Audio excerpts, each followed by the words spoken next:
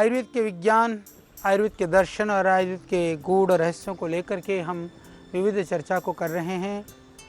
और आज हम चर्चा करेंगे कि किस द्रव्य के साथ में क्या लेने से नुकसान होता है, क्योंकि बहुत सारी माताएं बहनें, बहुत सारे भाई और बहुत सारे लोग हमें बहुत बार इस बात को पूछते हैं कि आचार्य जी, हमको पता ही नहीं चलता है कि किसके साथ क्या खाना है, किसके साथ क्या नहीं खाना है। हितकारी संयोग के विषय में हम बात करेंगे। कुछ हमने पथ्य के विषय में बात करी, किस तरह से कोई भी द्रव्य हमारे लिए हितकारी हो सकता है, अहितकारी हो सकता है, हमने इसकी चर्चा की।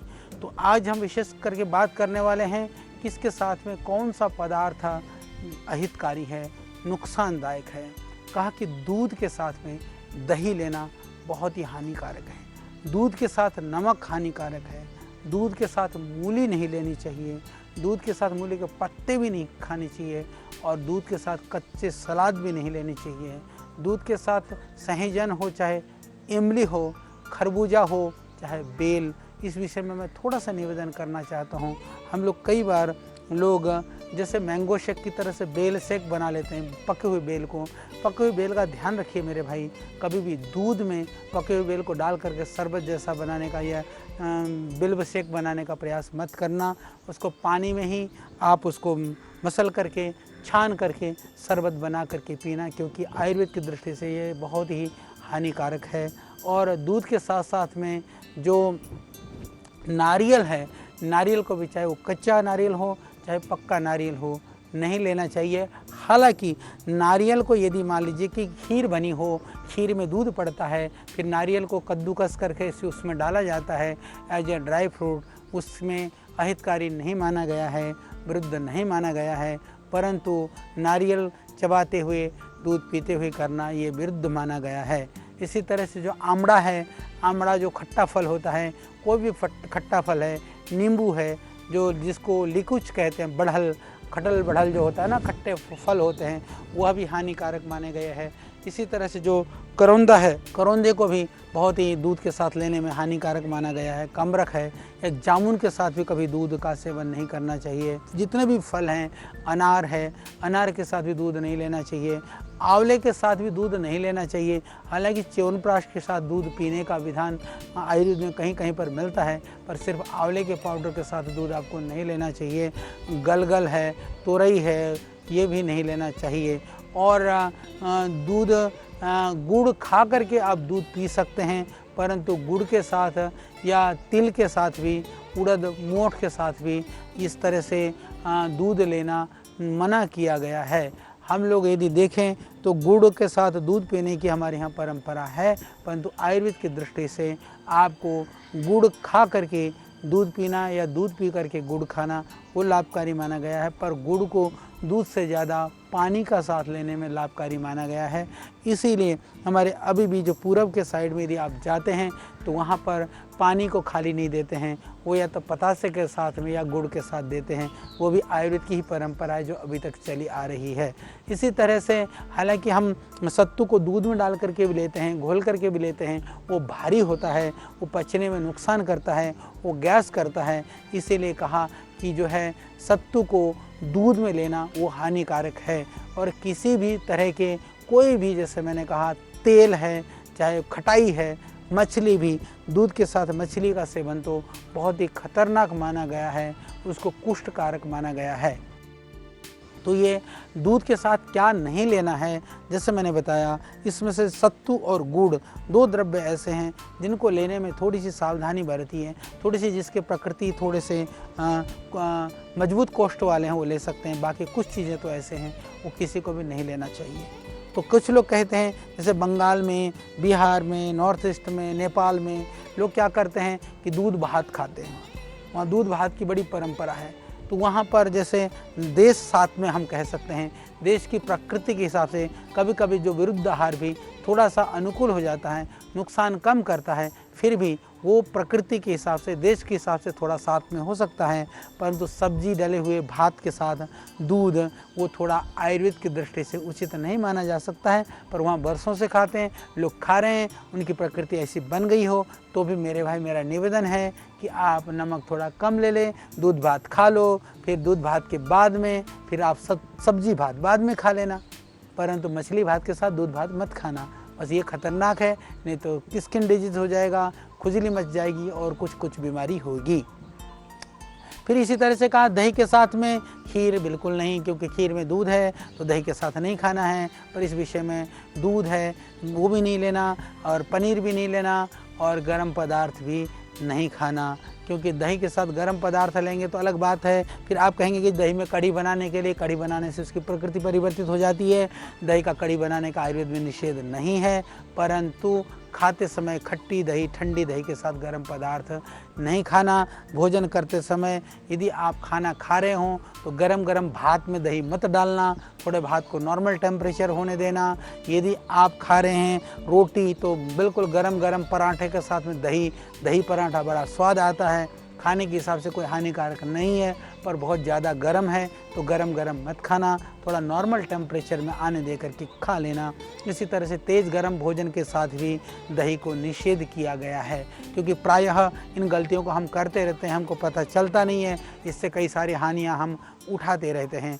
और दही के साथ दूध का निषेध, जैसे हमने कहा दही के साथ खीर मना किया, पर हमारे यहाँ तो लोग जो है रायता और खीर पेलते रहते हैं साथ में, तो गड़बड़ी क्यों नहीं होगी, क्योंकि उधर दही है रायते में, उधर खीर में दूध है, तो ये विरुद्ध आहार है। तो ध्यान रखना, घर में भी जब कभी रायता बने तो वैसे तो जब भंडारा होता है हमने देखा रायता भी ज़रूर है और खीर भी ज़रूर है, तो ध्यान रखिएगा खीर बने तो रायता नहीं खाना, रायता बने तो खीर की जगह हलवा से काम चला लेना। तो इसमें थोड़ा सा ध्यान रखने की आवश्यकता है। यदि आप इतना ध्यान रखेंगे तो आपको बहुत ही ये लाभकारी होगा। और खीरा, खरबूजा ये सब तो खतरनाक है, मत खाना। खीरे के साथ दही का बहुत ही विरुद्ध कहा गया है। यदि आप दही खा रहे हैं तो खीरे की सलाद भी मत खाना, खरबूजा भी मत खाना, और खाने की इच्छा भी करे तो खीरा है, टमाटर है, इनको पहले ही खा करके फिर भोजन करके बाद में फिर दही के साथ भोजन कर लेना, थोड़ा गैप रख लेना, पर सीधे सीधे उसका पदार्थ का जो संयोग है नहीं होना चाहिए। आयुर्वेद की दृष्टि से बहुत ही हानिकारक है, प्लीज़ ध्यान रखिएगा, ज़रूरी है ये ध्यान रखना। और खरबूजे और तरबूजे के साथ तो बिल्कुल भी नहीं, भूल करके भी नहीं तो अनिष्ट हो जाएगा, अनर्थ हो जाएगा, बहुत सारी बीमारियां और बहुत सारे रोग हो जाएंगे।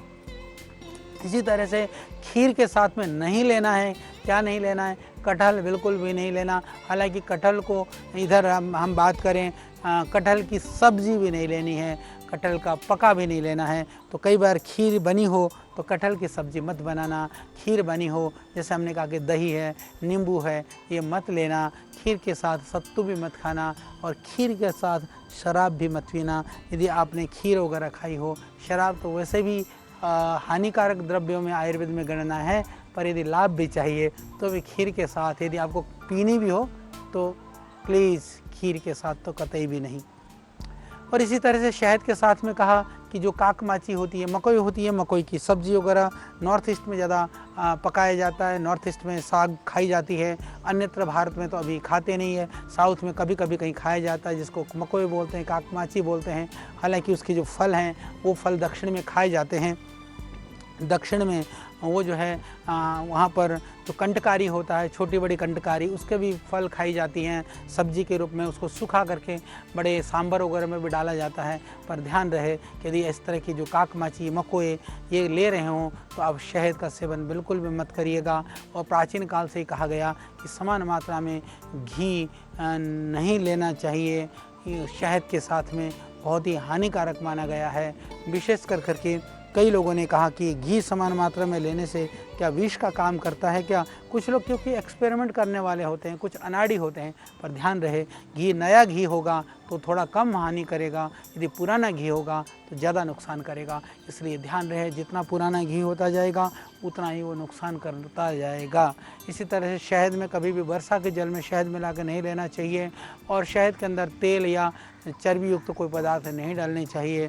शहद में कहा कि यदि आप अंगूर है, अंगूर का रस है, जूस है, फल है, इन सब में भी आप शहद ना मिलाएं, वो हानिकारक माना गया है। इस तरह से कमल के बीज में भी नहीं लें, और मूली के कोई चीज़ हो तो भी शहद ना लें, और ज़्यादा गर्म चीज़ के साथ शहद का निषेध किया गया है, चाहे वो ज़्यादा गर्म जल हो, गर्म दूध हो, या बहुत ज़्यादा जो गर्म चीज़ें हैं उनके साथ शहद को निषेध किया गया है। और मैं एक बात और बताना चाहता हूँ, शहद का जमना प्राकृतिक है, ये हम कई बार बता चुके हैं। शहद जमता है, कई लोगों को मौका मिलता है तो वह आप हमको भी शिकायत करते हैं, पतंजलि को भी कहते हैं, पर मैं निवेदन करना चाहता हूँ, शहद जमता है, जमने दो, इसकी प्राकृतिक विधि है। यदि जमी हुई शहद को यदि कैसे करें, शहद को गर्म नहीं करना है तो फिर शहद को पिघलाएं कैसे, तो उसके लिए मेरा निवेदन है, एक पानी के बर्तन में पानी को रखिए, नीचे उस पानी के अंदर शहद को रखिए, बर्तन को गर्म होने दीजिए, गर्म पानी के अंदर बर्तन को, शहद को डायरेक्ट टेम्परेचर लगना नहीं चाहिए, सीधे टेम्परेचर शहद गर्म कभी नहीं करना चाहिए। कभी शहद को पिघलाना भी पड़े इनडायरेक्ट रूप से, यानी स्टीम से या पानी रख करके, पानी के अंदर शहद के बर्तन को रख करके उसको पिघलना दीजिए, उससे शहद का जो दोष है वो नहीं आता है, गर्म होने का दोष है वो कम रहता है। इसी तरह से जो शर्करा से बने हुए शरबत है, यानी आपने पहले से चीनी डाल दिया हो, गुड़ डाल दिया हो, पहले से खांड डाल दिया हो, तो ध्यान रहे उसमें शहद नहीं मिलाना चाहिए। कहते हैं कि वो गुण विरुद्ध हो जाता है, तो उससे आपको बचना चाहिए। या खजूर से बनी हुई, जिसको खजूर की मदिरा हो या कोई भी शराब हो, शराब के अंदर कभी शहद नहीं मिलाना। शराब के अंदर शहद मिलाएंगे तो उसको कहा कि बहुत ही हानिकारक है। गर्म करने के लिए तो हमने मना किया कि बिल्कुल भी गर्म मत करना मेरे भाई, बहुत ध्यान रखना, बहुत ज़रूरी है।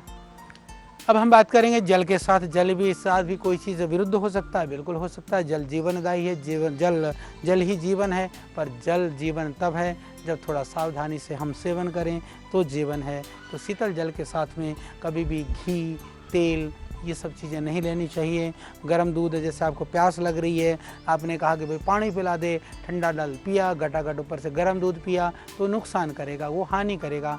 इसलिए आपको प्यास लग रही है, आप कहीं से आए हैं, आप जल पीजिए, जल पी करके 5, 7, 10 मिनट रुकिए कम से कम। वैसे तो 20 मिनट रुकना चाहिए, नहीं तो 10 मिनट तो रुक ही लेना चाहिए, उसके बाद ही दूध पीना। इसके अलावा कभी भी जैसे तरबूजा, खरबूजा, जो ज़्यादा जल युक्त खीरे, ककड़ी खा करके जल मत पीना, खांसी हो जाएगी, धसका लगेगा, और नहीं तो फिर पेट में अफारा हो जाएगा। ध्यान रखना। मूंगफली है, सिंगदाना गुजराती में बहुत खाते हैं, दक्षिण में भी खाते हैं, इधर भी खाते हैं, पर कभी भी मूंगफली खा करके पानी नहीं पीना चाहिए। मूंगफली खा करके पानी पिएंगे, खांसी होगी, गला बैठेगा, धसका लगेगा, पेट में अफारा होगा, विविध तरह की बीमारी हो जाएंगे। इसीलिए कहा कि शीतल जल के साथ में मूंगफली नहीं, मूंगफली खा करके पानी नहीं पीना है, पानी पी करके मूंगफली नहीं खाना है, थोड़ा सा आगे पीछे रखना है तो आपके लिए लाभकारी होगा। इसी तरह से जो चिलगोजा है, चिलगोजा को भी खाने से पहले या बाद में तत्काल जल नहीं पीना है। ये बहुत सामान्य सी बातें जान पड़ती हैं, पर ये बहुत ही लाभकारी हैं, गुणकारी हैं। हमने बहुत विविध तरह के शास्त्रों से, ग्रंथों से, आयुर्वेद के अलग अलग स्थानों पर जो वर्णन और कथन किए गए हैं, उन चीज़ों को संग्रहित करने का प्रयास किया है। इसको करेंगे तो निश्चित रूप से आपको लाभ होगा। और मैं ये कह सकता हूँ कि यदि आप इसको नहीं करेंगे तो नुकसान होने की संभावना ज़रूर है। तो कहा कि गर्म जल के साथ में या गर्म पेय के साथ में, गर्म पानी हो, गर्म चाय, कॉफ़ी या कोई भी गर्म चीज़ है, उसके साथ में शहद का निषेध है। पहले मैंने कहा गर्म चीज़ों के साथ में कुल्फ़ी, जो बर्फ़ वाली चीज़ें हैं, उनको भी नहीं खाना चाहिए, आइसक्रीम को भी नहीं खाना चाहिए। तो कोई भी गर्म पदार्थ के साथ में, और आजकल हम लोग फैशन के चक्कर में गरम गरम भोजन खाते हैं, गरम गरम भोजन खा करके ठंडे ठंडे आइसक्रीम और कुल्फ़ी का स्वाद लेते हैं, ये बहुत ही हानिकारक है, इससे हमको बचना चाहिए। यदि भोजन करने के बाद में आइसक्रीम और कुल्फ़ी खाने की इच्छा भी हो, कभी कभी आप खा सकते हैं, ज़्यादा नियमित रूप से खाना तो हानिकारक है। जैसे मैंने कई बार बताया है, मैं बार बार बताऊंगा कि कुल्फ़ी और आइसक्रीम रात को कतई नहीं खाना चाहिए। तो मध्याह्न के भोजन के बाद आप खा सकते हैं, गर्मी में खा सकते हैं, सर्दी में नहीं खाना है। और भोजन के बाद भी यदि आपको खाना है तो कम से कम भोजन करने के 15-20 मिनट के बाद ही कुल्फ़ी और आइसक्रीम खाना। और यदि फिर इतना समय भी नहीं है कि 20 मिनट प्रतीक्षा कर सकते हैं, तो गर्म भोजन बिल्कुल मत खाना। गर्म भोजन खाते ही इनको कतई ना लेना, क्योंकि गर्म भोजन के साथ कुल्फ़ी और आइसक्रीम खाने से आप अपने आप को स्वस्थ नहीं अपितु बीमार बना रहे होंगे। मेरी बात को आप ध्यान रख लेना। इसी तरह से घी की तरह से जैसे हमने कहा कि शहद है, ठंडा जल है, ये सब ये लेना बहुत ही आयुर्वेद के हिसाब से ये निषिद्ध है, ये विरुद्ध आहार है, इनसे भी बच करके रहिएगा। और खरबूजे के साथ में कुछ चीज़ों का जो हमारा एकदम ध्यान नहीं जाता है, जैसे हमने कहा कि खरबूजे के साथ दूध तो जहर है, परंतु कहा खरबूजे के साथ मूली भी नहीं लेना है। मूली और खरबूजा का क्या विरुद्ध है, हालांकि हम मूली के सलाद खाते हैं, खरबूजा भी खाते हैं, खरबूजे में भी खरबूजे के साथ मूली का आयुर्वेद के अंदर निषेध कहा गया है। और इसी तरह से खरबूजे के साथ में लहसुन का भी निषेध किया गया है। ये खरबूजा लहसुन को क्या नुकसान करता है, पर ये ध्यान रखिए, बहुत थोड़ा याद रहता है। कुछ चीज़ें तो याद रहती है, हमको पता है कि मूंगफली खा कर पानी पियेंगे तो खांसी हो जाएगी, पर क्या आपको पता है कि खरबूजा खा करके यदि आप मूली खा जाओगे तो नुकसान करेगा। तो थोड़ा बच के रहना, सावधान रहना, क्योंकि सावधानी ही हमको बचाव करेगी, हमको रोगों से बचा करके रखेगी। तो अब हम बात करते हैं तरबूज। तरबूज के साथ भी ठंडा पानी भी नहीं पीना।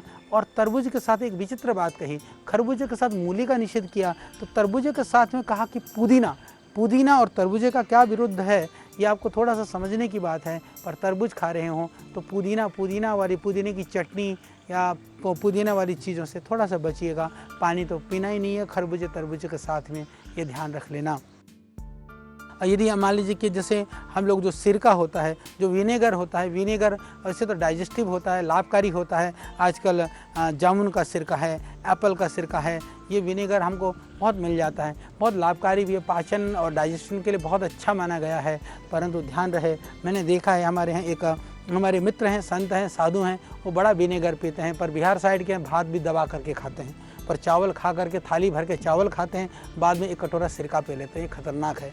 इसीलिए आपको चावल खा लो तो सिरका रुक करके पिएं, या भोजन चावल के बाद में सिरका नहीं पीना है, या चावल के साथ तो नहीं लेना है, क्योंकि आयुर्वेद के अंदर इसको विरुद्ध आहार माना गया है। क्योंकि मैं ऐसे बहुत सारे लोगों को जानता हूँ जो चावल के साथ सिरका ले लेते हैं।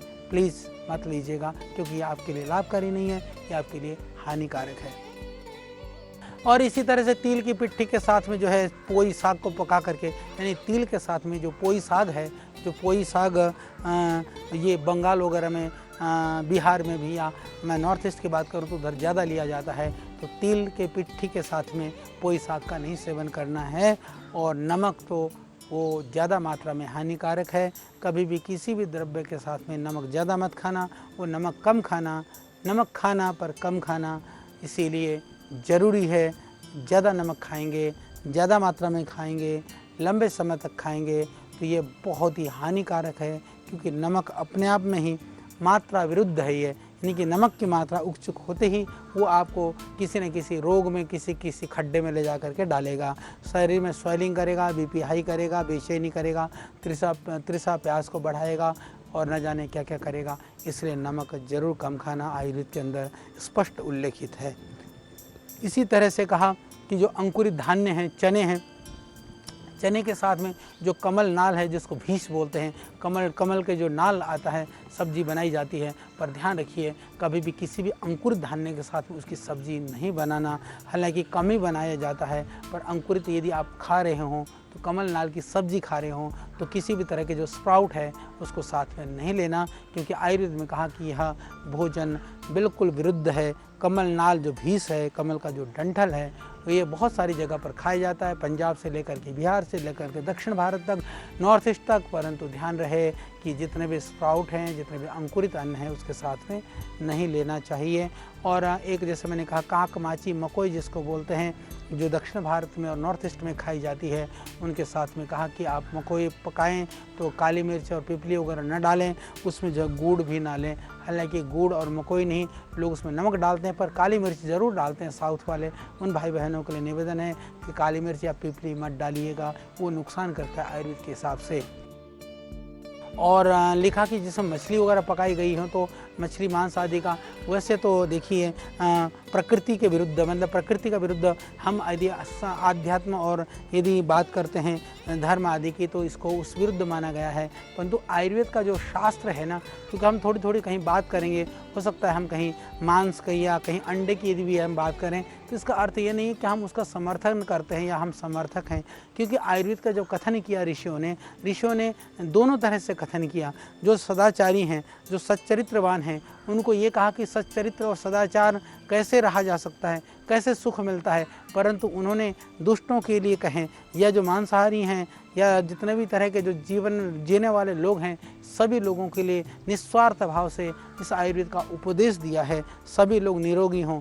यानी कि जो जिस तरह का आचरण करता है, यदि उसमें से थोड़ा बहुत सुधार करके भी वो निरोग हो सकता है तो उसके लिए भी प्रयास किया है। तो इसलिए कहा कि किसी भी तरह से मछली वगैरह पकाए हुए बर्तन में रखा हुआ मकई का साग भी घातक है। यानी कि मछली खाना तो घातक जो है ही है, उसमें डला हुआ, यानी कि जैसे बंगाल में, नॉर्थ ईस्ट में मछलियाँ भी बहुत खाई जाती है और साग भी बहुत पका करके खाते हैं। तो मेरा निवेदन है, ध्यान रख लेना, जो मकोए है, काकमाची है, वो उधर खाते हैं, साग बनाते हैं, तो मछली पकाए हुए बर्तन में उसको साग को कभी भी मत पकाना। इसको बहुत ही आयुर्वेद के अंदर घातक और विरुद्ध आहार माना गया है।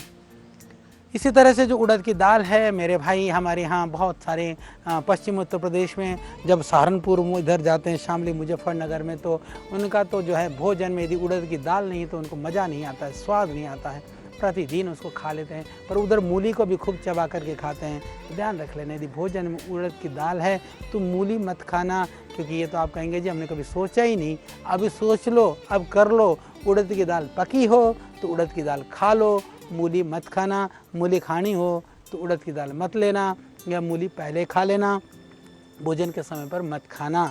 तो ये आप समझ लेना, क्योंकि आयुर्वेद में यदि ऋषियों ने कहा है तो इससे सुधार तो नहीं होगा, बिगाड़ जरूर हो सकता है। तुरंत बिगाड़ ना हो तो इससे लिए ज़्यादा राजी मत होना, बस इतना ध्यान रख लेना। मेरा कार्य है आपको जागरूक करना, चेतन करना, बताना। ये मेरी बात नहीं है, ये मेरी खोपड़ी की, मेरे दिमाग की उपज नहीं है। जो ऋषियों ने बताया वही बताने का कार्य हम कर रहे हैं। हमने तो उन बातों को आपके बीच में पहुंचाने का प्रयास किया है।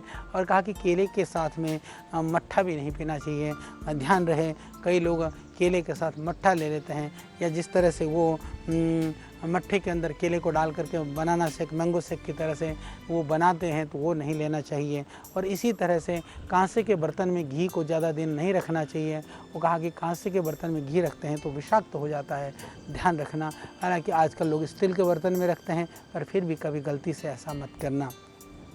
और दूध के साथ खिचड़ी को तो ठीक माना गया है, पर यदि दूध में सूरा वगैरह, जो शराब वगैरह को, हालांकि इस तरह से कम ही लोग लेते हैं, पर इनको लेना विरुद्ध माना गया है। खिचड़ी में दूध लेना भी, क्योंकि नमक है, उसके अंदर दाल है, इसलिए उसको विरुद्ध माना गया है, ध्यान रख लेना। खिचड़ी में जो नॉर्थ ईस्ट में, जैसे मैंने कहा बंगाल वगैरह में तो लेते हैं, खिचड़ी के साथ में छाछ तो बढ़िया होती है। गुजराती लोग छाछ पीते हैं, खिचड़ी के साथ बंगाली दूध पीते हैं, तो खिचड़ी के साथ में छाछ तो ठीक है, खिचड़ी के साथ दूध उपयुक्त नहीं है। तो इस तरह से अलग अलग तरह के विरुद्ध आहार का सेवन करने से शरीर के धातु जो है वो प्रकोपित हो जाते हैं, और बहुत सारे दोष जो है वो असंतुलित हो जाते हैं, जिसके कारण से बहुत सारी बीमारियां पैदा हो जाती हैं। ये बीमारियों से बचने के लिए हमने इन सब खाद्य पदार्थों के विषय में बताया कि इनका विचार करना, इनका चिंतन करना, इनको याद रख लेना, इसको लिख लेना, इसको समझ लेना, इसको दूसरों को समझा लेना, क्योंकि ये भोज्य विशेष के कारण से, अति सेवन से, अजीर्ण से बहुत सारी तरह की बीमारियां भी होती हैं। हम इसके विषय में भी बात करेंगे कि किन किन द्रव्यों के सेवन से किस किस तरह की बीमारियां होती हैं। पर जो सावधानियां हमने बताई, किसके साथ क्या ना खाना चाहिए ये बताया, इसको आप बिल्कुल अपने दिमाग में रख लेना और उसी तरह से आप व्यवहार कर लेना।